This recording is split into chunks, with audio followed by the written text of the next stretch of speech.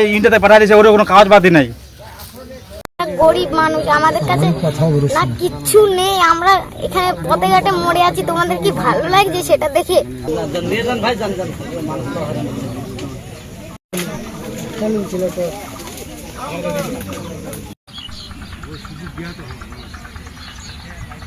দেখি যে বালিয়ারা সীমান্তে আমাদের যে ইন্ডিয়ান পুশিং করে যে পাঠাইছে মানুষ, এটা শুনে আমি দেখতে আসলাম দেখে যে একটা অমানবিক কার্যক্রম, যে ছোট বাচ্চা এবং ডেলিভারি মহিলা মানুষ সহ আছে, মহিলা 60 বছরের বৃদ্ধা সহ আছে। এই রোদের মধ্যে একজন সুস্থ মানুষ থাকতে পারবে না ভাই।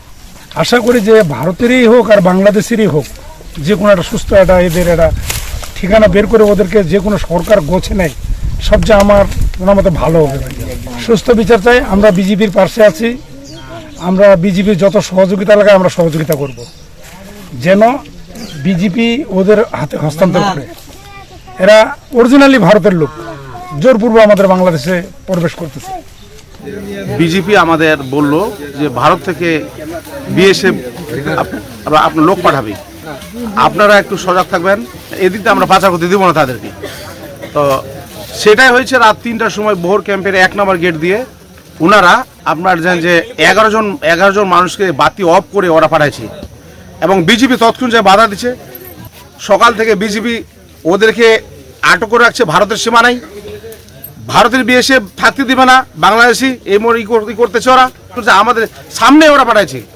আমরা নেব না, আমাদের এই না, এরা ভারতের এখন পর্যন্ত আছে, এইভাবে আছে।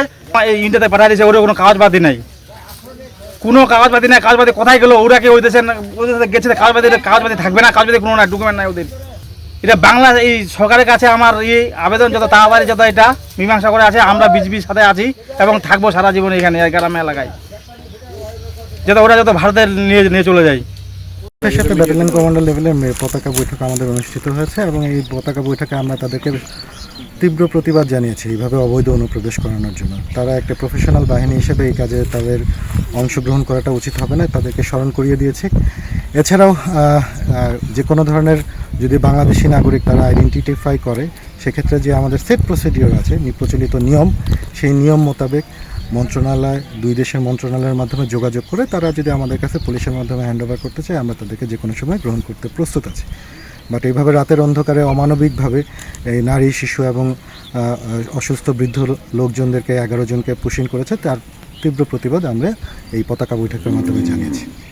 কাল থেকে আমরা দেখতেছি যে এখানে একজন গর্ভবতী মহিলা আছে, আবার 2 জন বৃদ্ধ আছে, ছোট ছোট বাচ্চাগুলো আছে। তাদেরকে যেন ওদের দেশে ফিরিয়ে দেওয়া হয়, এবং ওরা খুব কষ্ট পাচ্ছে রোদের মধ্যে, খাওয়া নাই, দাওয়া নাই, খুব কষ্ট আছে। আমাদেরকে দেখে খুব কষ্ট লাগতেছে।